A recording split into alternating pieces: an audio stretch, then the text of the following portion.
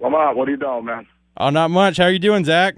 I'm doing good, buddy. Just getting ready to roll. We're up near where we at right now, bud? Up near San Fran, right? Berkeley. Yeah, What's up, bud? Yeah, we're up in Northern California right now. yeah, I had a friend down in California that went to your show last night. He said it was fantastic. Oh, very cool, man. Yeah, we were out in Bakersfield last night, so yeah, just did that one. Then we're gonna go see our buddy Jimmy Dunlap today, and the guys at the factory over at Dunlop. Just grab some chow with them. But yeah, I guess day off today. Well, actually, there are no days off in the in Black Label, but I know 25/8, 366 days a year. But no, it's cool. We're just going to go see some friends today. Oh, that's cool. Yeah, I saw your show. You were here about a week and a half ago in Allen, so I went out to that show. It was a great show with Judas Priest and everything. Oh, very good. Yeah, Priest is killing it every night. The Lizzie guys are slamming too, though, dude. I mean, it really. Ricky's singing with the band sound. It sounds great. Oh yeah, it was fantastic, man. We loved it. Well, why don't you go and tell us what you're doing with William Shatner and the Seeking Major Tom project? No, well, the guys that were working on it, they just I've known them for years, so they were just like, they called me up. They said, Zach, we're working on this thing with Father Shatner over here. We they were tossing some names around the hat, like guys. We want to have Jam on this thing, and you came up. We were just saying that it'd be killer to have to do. He wants to do Iron Man. We were like, dude, when we got Zach to do it, I said, of course, man. You know what I mean? Between playing with the Prince of Prince of Daphnis, and now with the greatest Starfleet commander of all time, I was just like, of course, man, I have to, bro. So no, it was awesome. We had him come up to the Black Vatican, my home studio, and then he just we beamed him aboard the Black Vatican, and then. No, it was great. I mean, but it's so crazy. I mean, the whole thing is when you're sitting there talking, and the way he carries himself and everything like that. I mean, he's 80 years old. Wow. You know what I mean? And he's, basically he's 20 years older than Oz. Oz is 62. So, I mean, I'm just saying he has more in common, with my dad. My old man just passed away just recently. You know, I mean, but he was 89. World War II vet, D-Day, Omaha Beach, the whole nine yards. He'd have more in common sitting down with my father talking than he would with Ozzy.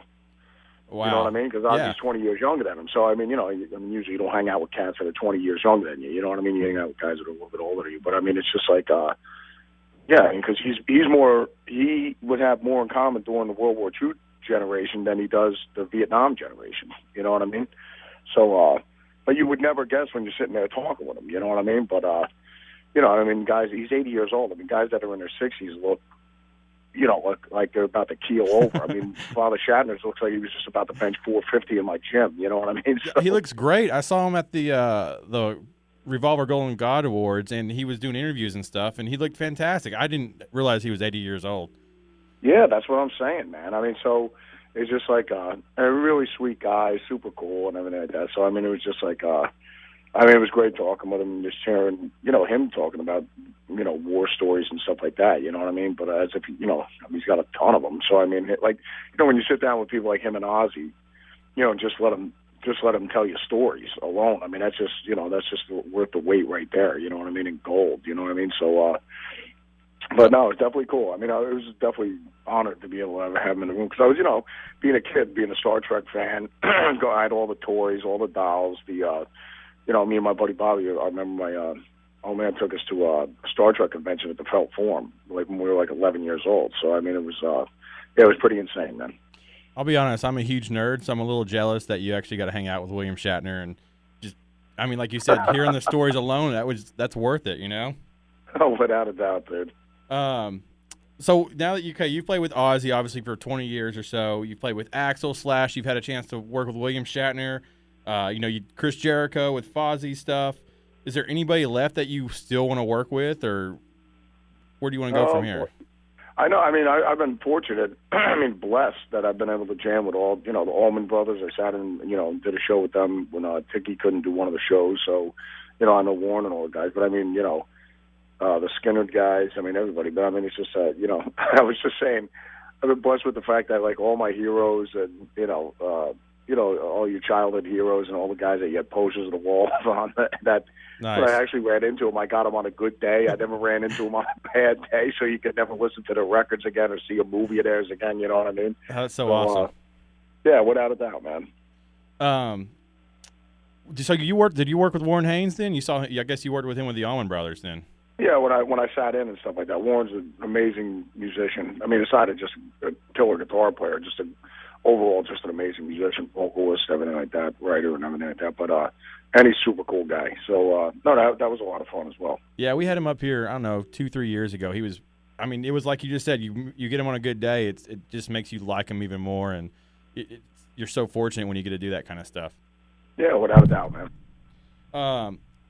So like, you play with everybody. What about like Lady Gaga? She came out not too long ago. She's a known metalhead.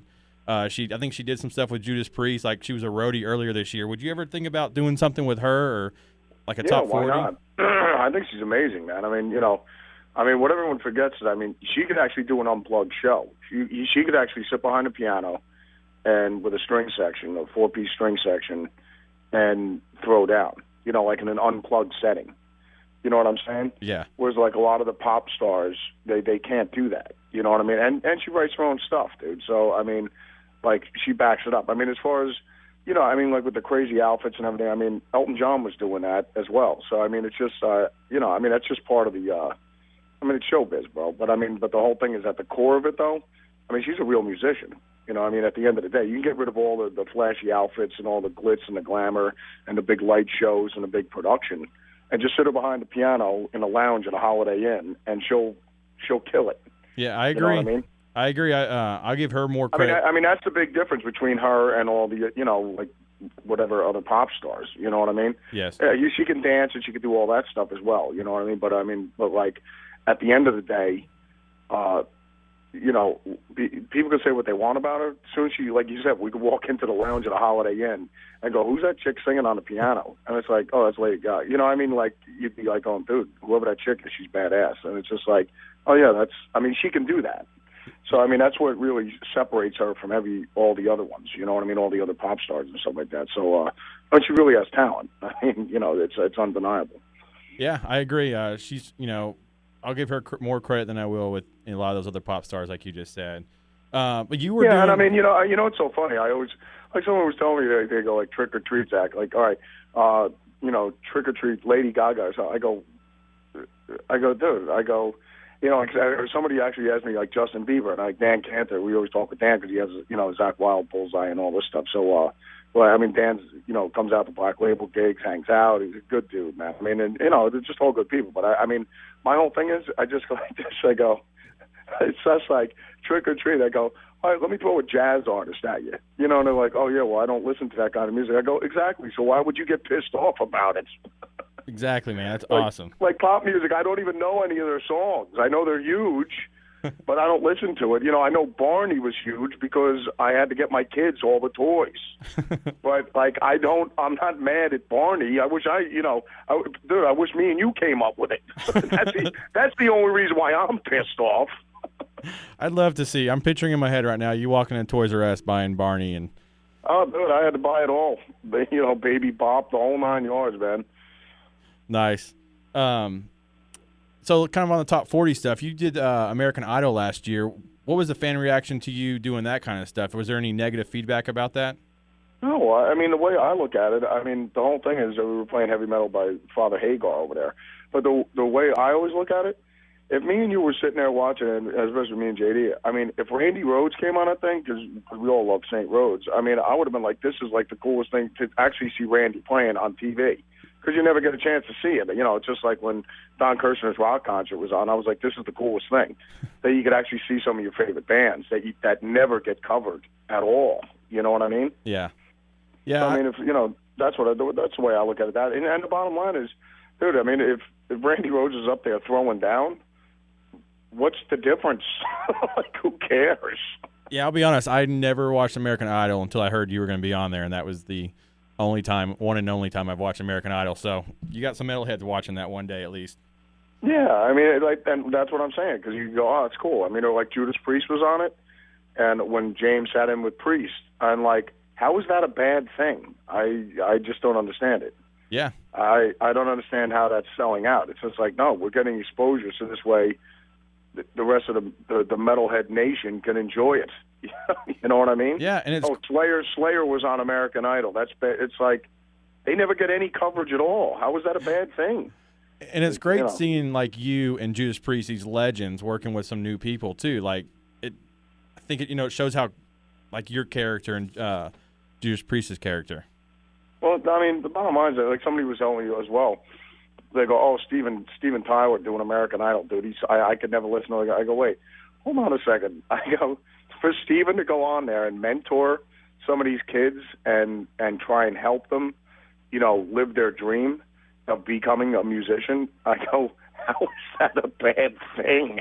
I was just like he's trying to help people, man. Like aspiring musicians. I go, so what did he do by selling out? I mean, it's just like if Randy Rhoads and Eddie Van Halen were on Guitar Idol, and Joe Satriani came on there, and Joe won.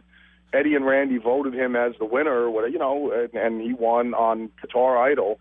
And Joe Satriani went on to go have a successful career. Like, what?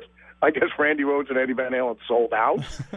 Yeah, trying to help other guitar players. Yeah, it doesn't make any sense. It's like, whatever, man. I really don't have time for this, dude. You know what I mean? Yeah. So, like, you've done American Idol. You were with Ozzy.